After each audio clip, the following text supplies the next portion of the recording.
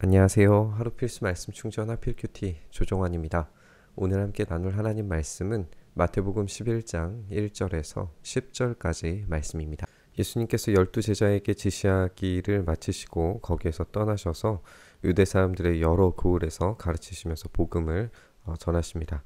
그런데 요한은 그리스도께서 하시는 일들을 감옥에서 전해 듣고 자기의 제자들을 예수께 보내어서 물어보게 만듭니다. 오실 그분이 당신이십니까? 그렇지 않으면 우리가 다른 분을 기다려야 합니까? 우리가 요한이 예수님을 향한 어떤 확신이 아예 없었던 사람은 아니라는 걸 잘 알고 있어요. 왜냐하면 세례 장면을 우리가 생각을 해본다면 이 세례 요한이 내가 신들매도 풀기를 감당치 못할 만한 자격이 없는 사람이다라고 말했던 것을 우리가 생각을 해보면 지금 이 질문이 우리가 참 어렵게 느껴질 수도 있을 것 같습니다. 그런데 왜 이 장면에서 예수님을 요한이 의심하는 것처럼 보이는가를 생각해 보면 아마도 요한이 선포했던 내용들과 연관이 되었으리라는 것을 생각해 볼 수 있어요. 요한은 지금이라도 당장 심판의 칼과 불이 이스라엘을 쓸어버릴 것을 기대했을지 모릅니다.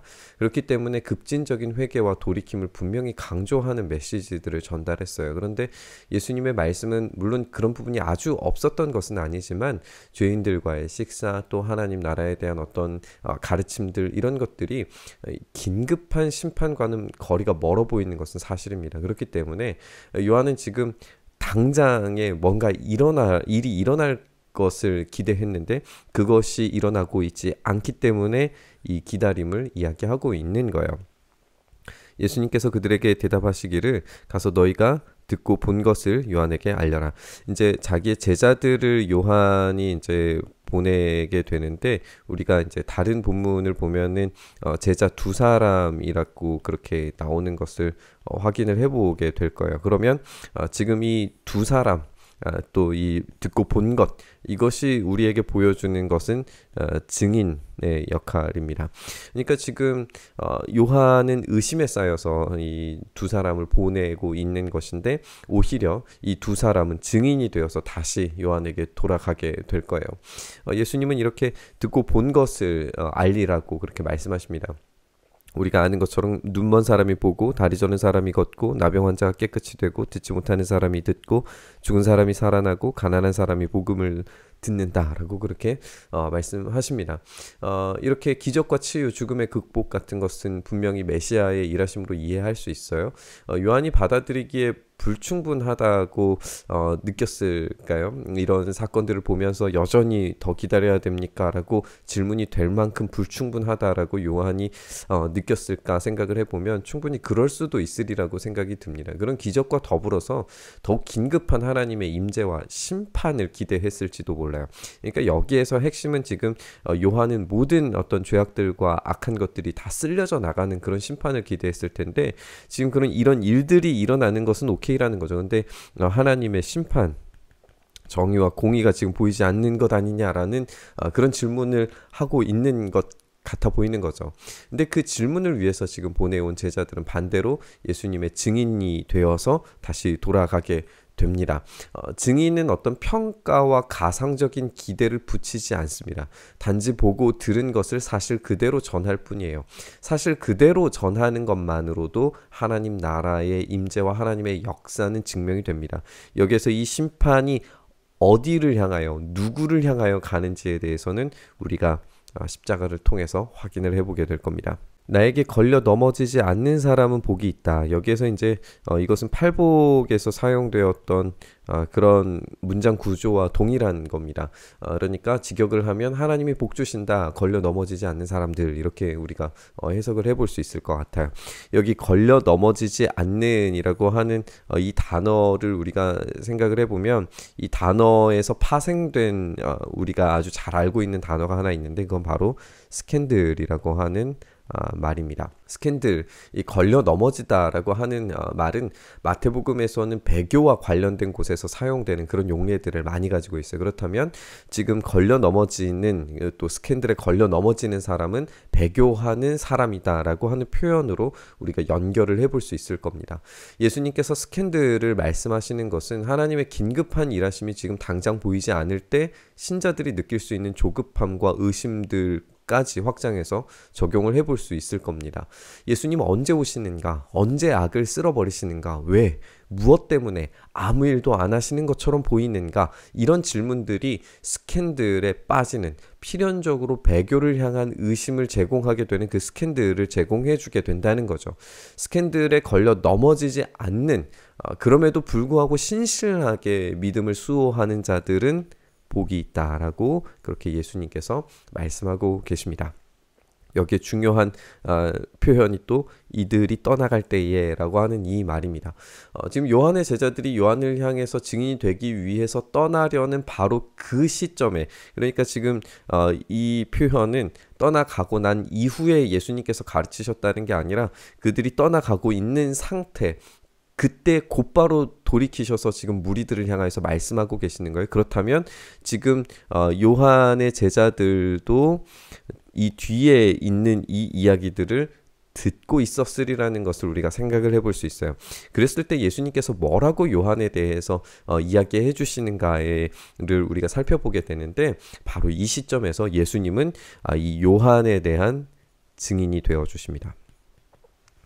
지금 요한은 예수님을 향하여서 의심 섞인 스캔들에 빠지려고 하는 듯한 모습을 보여주는데, 예수님은 그런 부정적인 평가와는 전혀 상관없이, 그런 의심과는 전혀 상관없이 요한을 향하여서 직접 증인이 되어주시는 거예요. 예수님이 그러니까 지금 우리를 향해서도 그런 증인 되어주심, 중보자의 사역에서도 이런 모습을 보여주시리라는 것을 우리가 충분히 기대해 볼 수 있다는 점을 우리가 생각을 해봤으면 좋겠습니다. 너희는 무엇을 보러 광야에 나갔더냐? 바람에 흔들리는 갈대냐? 요한은 그렇게 우유부단한 갈대처럼 흔들리는 그런 사람이 아니죠. 담대한 선지자였고 대중의 인기에 흔들리는 정치가도 아니었습니다. 이것은 이런 대중의 그런 판단과 인기에 야합하는 그런 정치가들을 보여주는 그런 표현이라고 우리가 생각을 해볼 수 있어요. 무엇을 보러 나갔느냐? 화려한 옷을 입은 사람이냐? 화려한 옷을 입은 사람은 왕궁에 있다. 지금 이 화려한 옷을 입은 사람이라고 하는 그런 표현은 우리가 요한을 가두고 있는 헤롯 안티파스를 염두에 두신 표현으로 우리가 생각을 해볼 수 있어요. 사실 요한은 금욕적인 삶을 살았던 인물이고 낙타 털옷과 가죽띠를 띤 사람이었다는 것을 우리가 생각을 해본다면 그 지금 요한을 가두고 있는 사람과는 굉장한 차이를 보여주고 있는 걸 우리가 알게 되죠. 무엇을 보러 나갔더냐? 예언자를 보려고 나갔더냐? 그렇다, 내가 너희에게 말한다. 그는 예언자보다 더 훌륭한 사람이다. 내가 이 사람을 두고 성경에서 기록하는 것을 보아라. 내가 내 심부름꾼을 너보다 앞서 보낸다. 그가 내 앞에서 내 길을 닦을 것이다. 이 길을 닦는 것이 걸려 넘어지는 스캔들에 대한 제거가 되겠죠. 그러니까 지금 이 걸려 넘어지는 것을 제거하는 사람이 지금 오히려 스캔들에 빠져 있는 것을 우리가 생각을 해볼 수 있어요. 그럼에도 불구하고 예수님은 요한에 대한 평가를 결코 흔들리지 않고 하나님의 거대한 역사 속에서 움직이었던 사람이라고 하는 확신 있는 그런 증인의 역할을 하고 계시는 것을 우리가 보게 됩니다. 이 이야기를 지금 떠나가는 제자들이 듣고 있었다면 과연 그들은 어떤 마음으로 요한에게 예수님에 대한 사실을 증언했을까, 우리가 생각을 해보게 되는 것 같습니다. 우리는 하나님께서 일하심이 늦어 보이고 눈에 보이지 않아서 답답하고 원망과 눈물로 기도할 때가 많은 것 같습니다. 그때마다 어쩌면 우리는 스캔들에 빠질 지경이 되어 가는지도 모르겠습니다. 그리고 정말 그렇게 스캔들에 빠져서 걸려 넘어져서 믿음을 잃어버린 채 하나님은 우리 속에서 일하시지 않는다고 단정한 채 살아가는 사람들도 꽤나 많이 보게 되는 것 같습니다. 그런 예수님께서 말씀하십니다. 스캔들에 빠지지 않는 사람은 복이 있다. 우리 예수님은 우리의 어떤 상황과 형편을 알고 계시고 우리의 아픔과 눈물을 아주 잘 알고 계십니다. 그렇기 때문에 우리가 주님을 향한 의심과 원망 섞인 기도를 내뱉더라도, 우리가 스캔들에 빠진 모습처럼 보여지더라도 우리의 말과 행동에 예수님께서 걸려 넘어지시는 분은 절대 아니십니다. 우리가 더욱 확신 있게 하나님이 선택하신 한 사람으로 우리를 위해서 지금도 중보하고 계신다는 사실을 우리가 기억했으면 좋겠습니다. 우리 주님은 그런 분이십니다. 우리를 향하여서 그 믿음과 신뢰를 절대 잃어버리지 않으시는 분이십니다. 그런 주님이 우리를 향한 확신을 가지고 우리를 향해서 중보하고 계신다면, 그리고 우리가 이 스캔들에 빠져서 걸려 넘어지지 않고 주님을 확신하고 있다면, 걸려 넘어질 만한 스캔들이 우리 속에 벌어진다고 하더라도, 그런 수많은 일들이 우리 가운데 있다 할지라도 의심치 않고 더욱 확고하게 믿음을 붙잡으며 신실하게 나아갔으면 좋겠습니다. 우리 주님은 여전히 일하고 계시고 우리를 향한 확고한 사랑과 신실하신 일하심으로 우리를 지금도 붙들고 계십니다. 그렇기 때문에 우리 인생의 돌뿌리들에 걸려 넘어지지 말고 스캔들에서 자리를 털고 일어나서 주님을 향해서 끝까지 달려가는 우리 되기를 소망합니다. 이 말씀 붙잡고 묵상의 자리로 함께 나아가시죠. 주님, 그렇습니다. 우리는 걸려 넘어지는 존재들처럼 느껴집니다. 우리는 우리의 상황과 환경에 넘어지고 또 우리를 향한 비난과 손가락질에 넘어집니다. 보이지 않는 하나님의 일하심으로 인하여서 넘어지고 우리를 향한 평가들에 의해서 걸려 넘어집니다. 그러나 주님은 우리를 향하여서 오히려 의심보다 확신을 가지고 증언하시며 사랑하는 아들로, 사랑하는 자녀, 하나님의 자녀로 우리를 부르시는 줄 믿습니다. 주님, 우리가 걸려 넘어진 이 스캔들의 자리에서 다시 툭툭 털고 일어나 주님을 향하여서 끝까지 달려갈 수 있는 믿음과 소망을 허락하여 주시옵소서.